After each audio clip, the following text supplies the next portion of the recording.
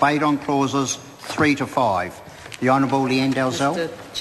Mr Chairman, I'm rising to speak on the preliminary, or part one of the Securities, Trustees and Statutory Supervisors Bill. And I guess one of the concerns that I have around this legislation is the same concern that I expressed when we first debated it in the House in first reading, and that is this in the right sequence or the right order of play? Because from my way of thinking, I thought the securities law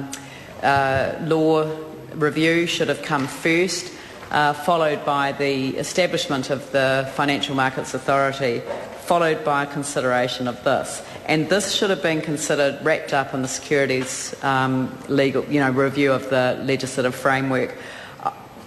When we sat as a select committee for the first time after the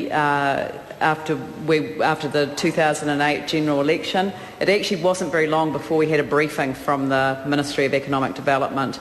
And I'll never forget the briefing that we got from the Companies Office Registrar, because it really opened up our eyes to a lot of the things that none of us had really seen before, and that was a stark picture of who was supervising the finance companies that failed.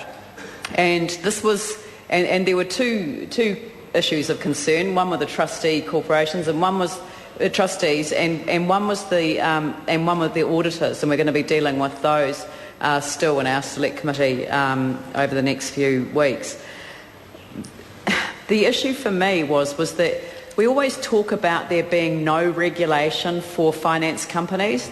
That isn't true. There was regulation for finance companies. It just wasn't strong enough.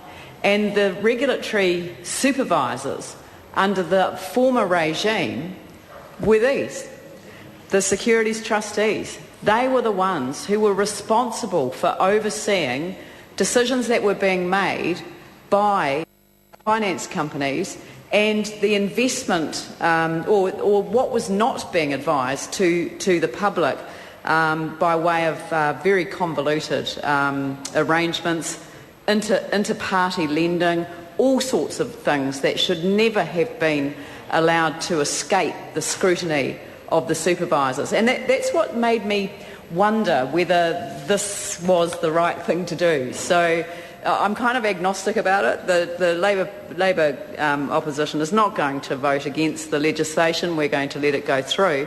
But I think that it is important to remember why it's important to do a proper regulatory impact analysis whenever one is dealing with the regulatory frameworks that have to stand the test of time.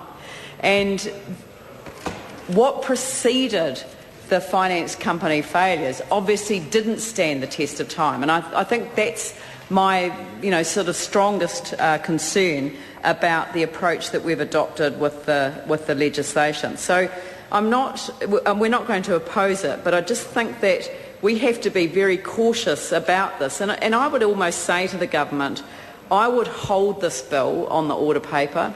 I'd hold it back. I mean, there's nothing wrong with getting the committee stages out of the way, so it's just got a third reading to go. And just wait until after the exposure draft comes out on the securities legislation that will be introduced. We hear now perhaps in October, but the exposure draft is coming out in August.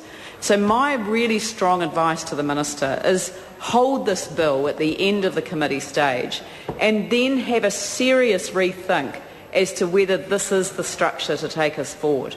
I have some serious doubts as to whether the securities trustees regime is the right one for New Zealand, particularly in light of the bill that we were debating only a few minutes ago. The Financial Markets Authority will have a new role, and I'm just wondering whether we've created an unnecessary tier of supervision when in fact they themselves could be undertaking that role directly. So we won't be opposing the passage of this bill, but I would make a plea to the government to think very carefully about whether this is the direction that we want to go. And I've got no objection to the philosophy of supervising the supervisors, but I also like to make sure that compliance costs are reduced, and so an unnecessary tier of bureaucracy may in fact be just as bad.